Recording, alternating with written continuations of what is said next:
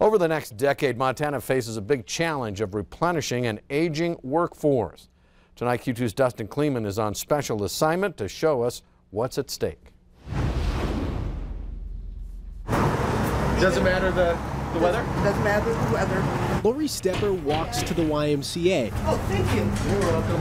Where she works 39 hours a week. I come from a small town, so you greet everybody.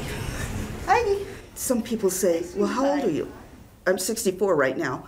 And I'm going, and they say, don't you want to retire or something? No.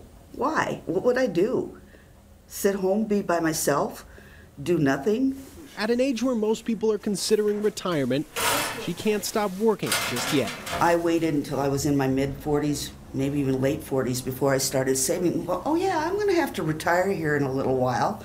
I think I should start saving some money. Lori turns 65 next month. She'll be one of the 164,000 in Montana's workforce, 65 and older.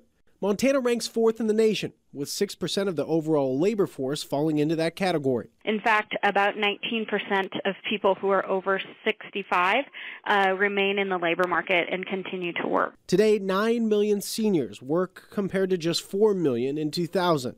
There are endless reasons as to why that number has more than doubled in less than 2 decades. Shrinking Social Security benefits, a major recession, and the standard of living are just to name a few. At the Workforce Center in Billings, consultant John Reif says the baby boomer population still has plenty to offer employers. A lot of employers would love to have an older worker come in. They say they'll show up on time, they'll be drug-free, they'll be conscientious and honest, they'll be good with their customers. And so there's a lot of employers that would just love to see some 60, 70-year-old people come in, and especially wanting part-time work. What John said is important because Montana's labor force of 55 and older is growing by 4,000 people each year. In that case, Montana faces a labor shortage, so those who stay in the workforce can actually fill those gaps. There's also other factors, certainly with those retirements, we have to think about succession planning and making sure that some of your mid-level managers are getting the appropriate level of training to kind of fill those higher level jobs. Also, just in terms of Montana's economy, there's, increased demand for certain services for retirees. For Lori, Hi, Randy. she's retiring thoughts of retirement for now. I guess an age is just a number. I look at everything and watch everybody. I mean, why can't I work if I'm still able to? Why can't I do any of this stuff? It is important that you work and you do things, or at least if you're not doing that, volunteer for something.